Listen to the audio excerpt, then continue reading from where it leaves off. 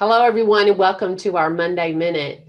Today, I want to share with you that the Hospice 2022 Final Rule has been released, and some of the things that have been finalized.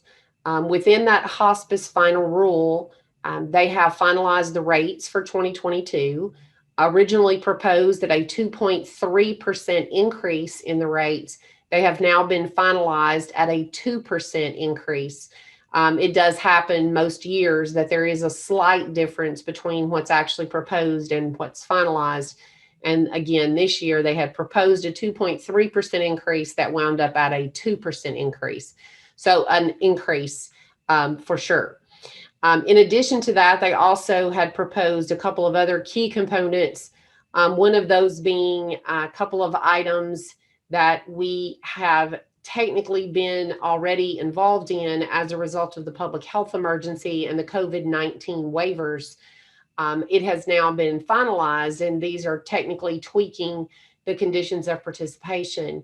With hospice aides, they have finalized as proposed that agencies now be able to do hospice aid competencies through the use of pseudo patients or simulation.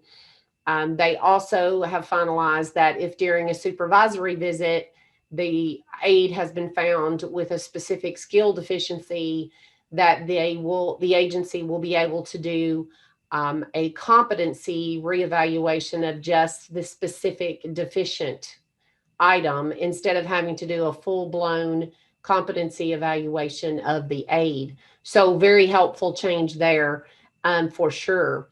In addition to that, with the election statement addendum, there were proposed clarifications that have now been finalized as well.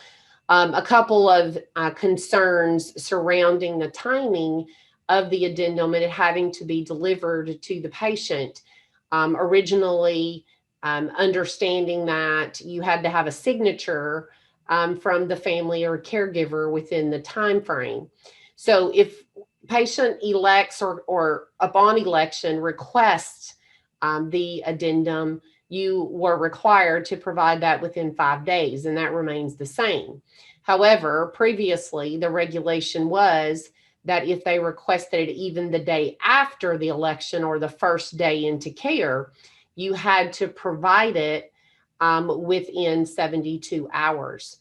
They have now clarified two things. First of all, if they requested any time in the first 5 days of care, you will have 5 calendar days to deliver that addendum to the patient.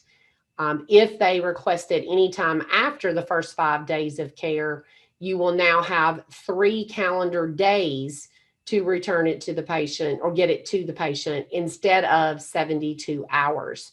So they changed the language from 72 hours to 3 calendar days, which does help if you really boil it down to actual hours. In addition to that, they have also clarified that this being a condition of payment, the payment condition being met will be driven by the date that the hospice furnishes the document to the patient or individual requested instead of being the date the recipient signs it.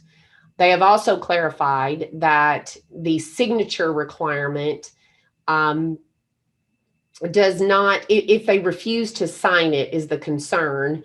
If the patient refuses to sign it, the agency will be obligated to document on the addendum itself why the patient has refused to sign it.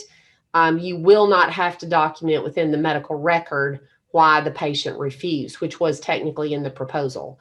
But they have finalized that you only have to document on the addendum itself why the patient refused to sign it. So the best news being that we will not be held responsible if the patient or caregiver refuses to sign the document. You just have to make sure that it is very clear the date the document was furnished to the person who requested it.